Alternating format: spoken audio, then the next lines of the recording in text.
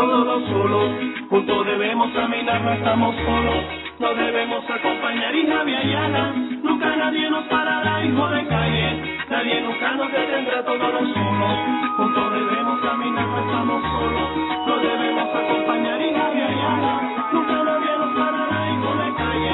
Nadie nunca nos detendrá. Estoy solo del lado de la gente nací solo. Porque a mamá le dio la gana, yo soy solo. Un guerrillero caribe, moriré solo. Si a mi precio pueden llenar, estoy solo. Aquí parado junto a todo hablando solo.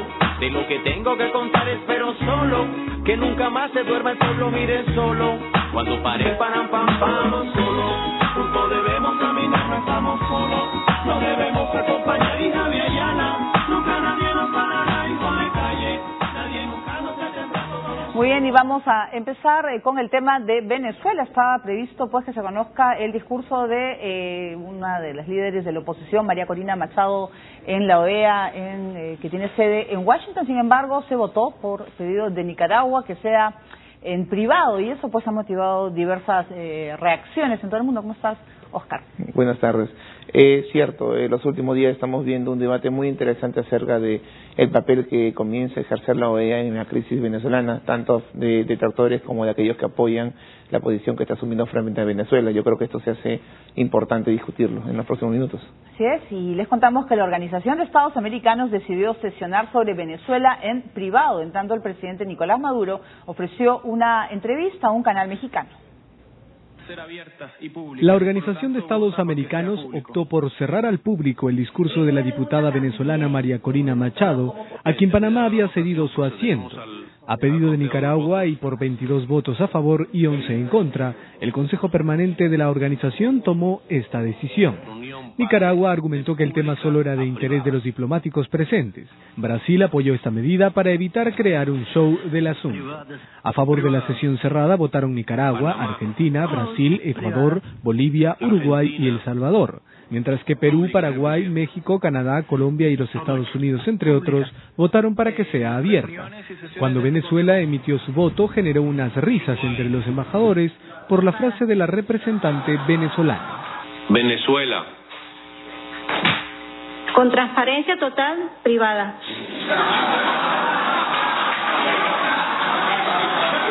La opositora Machado viajó a Washington con la intención de ser lo que ella calificó como la voz del pueblo.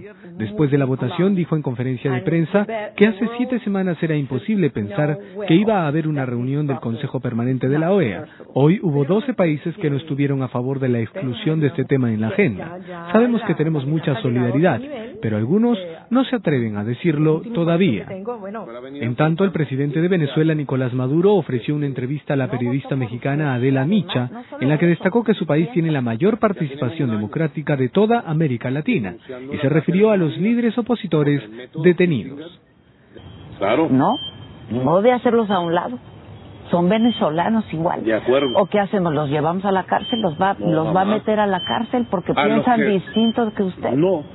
En la cárcel estarán los que violen las leyes y la Constitución. Aquí en Venezuela hay plenas libertades. De hecho. Dígame cuál fue el delito de Leopoldo López. Bueno, eso tendría que preguntárselo a la fiscal y al tribunal que lo tenga preso. Yo sí te puedo decir que él está al frente de este golpe de Estado. Con respecto a Cuba, dijo que no existe un manual, aunque recordó que la isla siempre ha tenido el apoyo de la comunidad internacional frente al bloqueo comercial de los Estados Unidos. Muy bien, vamos a hablar pues de lo que ha sucedido. Muchos consideran pues que debió ser público, tal como lo votaron algunos países de la región, para poderse conocer el testimonio o lo que tenía que decir representantes de la oposición que tienen prácticamente cerradas las vías de comunicación en su propio país y al parecer también a nivel de la OEA. En aras de la transparencia de un debate que es muy importante en la región, pues puede ser importante hacer de esto un escenario público, conocido por todos. Sin embargo, algunas veces tengo la percepción de que cualquier mecanismo que adopte un organismo como la OEA o UNASUR que pueda favorecer a Venezuela es criticado, pues. Entonces, pensemos la posición de Brasil. Brasil ha dicho con claridad que no quiere hacer un circo. Y obviamente que participe alguien que ha estado al frente de las marchas y que además es cuestionada porque ella tomó al frente del del golpe de Estado contra Hugo Chávez a inicios del 2002-2003, pues es la incuestionada de por sí. Entonces yo creo que la posición de Brasil de hacer esto privado, en tanto no quiere hacer un circo mediático y todo lo que puede producir, pues que ella esté hablando a nombre, además, representando o usando el asiento de otro país, que es Panamá, que le cede el asiento de una manera muy extraña. Entonces yo creo que personalmente pienso que es una opción válida y que no debería ser pues tan cuestionada como viene siendo. Pero porque, o sea, entonces uno pregunta, entonces ¿para qué está la OEA? Ese es otro tema.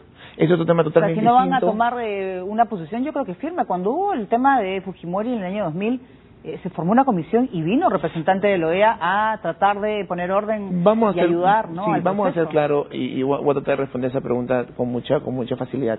En primer lugar, la OEA tiene serios problemas. Y no solamente los tiene ahora con Venezuela, en tanto vemos que muchos países actúan satisfaciendo básicamente sus intereses nacionales y no, por ejemplo, los intereses democráticos están plasmados en la Carta Democrática. Pero en el pasado también hemos visto situaciones similares, cuando Estados Unidos, por ejemplo, apoyó el ataque de Colombia y Ecuador en el año 2008, o cuando Estados Unidos fue demasiado suave, digamos, con el golpe de Estado en Honduras en el año 2009. Entonces, de alguna manera, detrás de estos comportamientos de Estados Unidos hace un par de años, también estaban sus intereses. ¿Cuál es la problemática? Que no solamente de la OEA, de UNASUR, y en general de todos los mecanismos, de todas las organizaciones internacionales, que el multilateralismo, estos espacios, todavía compiten con los intereses de los estados. Por eso se dice que es muy difícil encontrar organismos internacionales realmente autónomos de los estados que lo conforman, porque lamentablemente los estados todavía ejercen, pues, en virtud de soberanía, sus intereses. Y eso no es un problema de la OEA, no es un problema de UNASUR, lo vemos también en la Unión Europea, en muchos ámbitos. Así que aquí tenemos dos caminos: o destruimos lo que venimos construyendo recién en los últimos 60, 70 años, o seguimos impulsándonos. Y ese es el camino. Lo mismo pasa con la Carta Democrática Interamericana. Claro. Cuando todos decimos, ¿para qué sirve la Carta si sucede lo de Venezuela? Claro, porque al final tú estás diciendo que todo lo que pueda decidir Venezuela es criticado, pero parece también es una sensación que todo lo que hace Venezuela es protegido por los países que forman la ALBA y las pequeñas islas, no importa lo que sea. Entonces es eso que... Entonces se están moviendo por otros intereses y no por el interés del país o de la propia comunidad, porque al final lo que pueda decir María Corina Machado yo creo que ya se conoce, no creo que vaya a presentar una prueba en contra. Es exactamente eso. Estamos hablando acá de que dentro de los organismos internacionales no estamos viendo cómo el interés de la comunidad prevalece, sino cómo prevalecen los intereses individuales, que en un momento lo vimos con Estados Unidos defendiendo a Colombia, violando el derecho internacional, y en este momento a países que defienden a Venezuela a los ojos cerrados, no permitiendo un debate mucho más amplio de algo que podría ser violatorio de la Carta Democrática Interamericana. Pero de ahí a decir que esto no sirve para nada, que para qué existe, como hemos visto desde muchas partes del mundo en torno a la OEA y la Carta Democrática Interamericana, es desconocer un desarrollo. ¿Cuánto ha demorado en desarrollar los derechos humanos en los últimos 100 años? Demoró mucho tiempo, y hoy recién vemos casi 80, 90 años después el nacimiento de la Corte Penal Internacional. Yo quiero creer que ese es el avance de la democracia y todavía falta mucho por desarrollar. Claro, y además preocupa, bueno, en esa entrevista que dio, creo que es a Televisa, ¿no? El presidente Maduro no puede contestar por qué está detenido Leopoldo López. Están llenándose las cárceles con alcaldes opositores. Hay poca tolerancia también, porque al final no piensan igual que tú, no están de acuerdo contigo, pero no significa que los tengas que detener, definitivamente, ¿no? Las detenciones, si uno revisa el ordenamiento legal, las detenciones son medianamente extrañas, ¿no? Detener a un alcalde porque no quitó las barricadas cuando un mandato judicial lo obligaba, me parece que puede ser excesivo.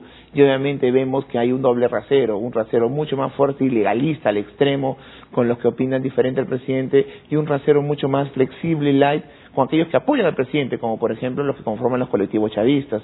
Y estos grupos que se ha demostrado que han llevado a cabo acciones delictivas y han disparado contra la población, pues más bien no tienen no vemos el mismo impacto del peso de la ley sobre ellos.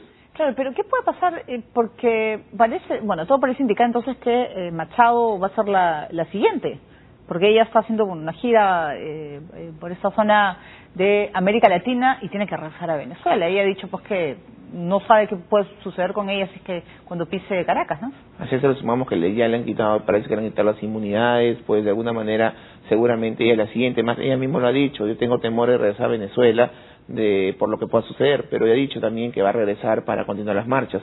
Seguramente, de acuerdo a lo que ha venido llevando a cabo el gobierno en las últimas semanas, ella debería ser la próxima detenida. Ahora, el problema acá es que hay que diferenciar dentro de la oposición aquellos sectores que reclaman con total legitimidad, estudiantes, ama de casa, aquellos sectores de la oposición como Capriles que reclaman con total legitimidad, y aquellos sectores sin mencionar nombres, que realmente lo que quieren es la salida del gobierno abrupta de Maduro del poder. Y esos sectores, de alguna manera, creo que le hacen daño tanto a la democracia como Maduro hoy en día a Venezuela. Muy bien, nosotros ahora nos vamos a ir a Cuba. El gobierno de Raúl Castro anunció un aumento radical de sueldo para más de 400.000 trabajadores de salud. En Cuba existe un promedio de 7 médicos por cada 1.000 habitantes, la cifra más alta del mundo.